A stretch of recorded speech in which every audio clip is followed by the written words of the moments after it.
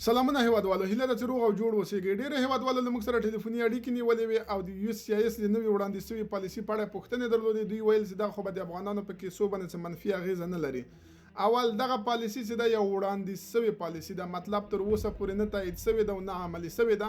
خو په دغه پالیسۍ کې راغلي دي هغه هیوادونه چې د امریکا په ټراول بان لیست کې شامل دي، یعنی په هغه هیوادونو چې د امریکا د سفر د بندیز لګېدلی ده، د هغو هیوادونو اتباع چې په امریکا کې اوسیږي، دلته په امریکا کې گرین کارت ته، اسایلم ته، پرول ته، ریپرول ته یا نورو کیسونو ته درخواست کړی وي، نو چون دوی له هغه هیوادونو نه دي کوم چې د امریکا په ټراول بان لیست کې شامل دي، دا به د دوی د کیسونو کې په تصمیم نیولو کې یو له منفي عواملو څخه شمیرل کیږي. نو مطلب دا کېدای شي د دوی کیسونه زیات وڅېړل شي نظر نورو خلکو ته، کېدای شي له دونه زیاتې پوښتنې او ګروېږنې وشي نظر نورو خلکو ته.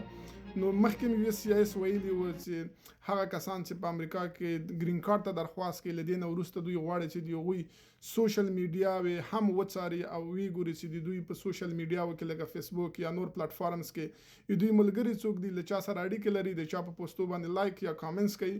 نو دا ټول څېړل کېږي. نو کېدای شي که چېرته دغه پالیسي امپلیمنټډ سي یا عملي سي، نو له دې نه وروسته د افغانانو کیسونه لږ زره وځنډېږي یا زیات وخت ونیسي تر څو پورې پروسس سي. هیله ده تاسو سوال جواب شوی وي.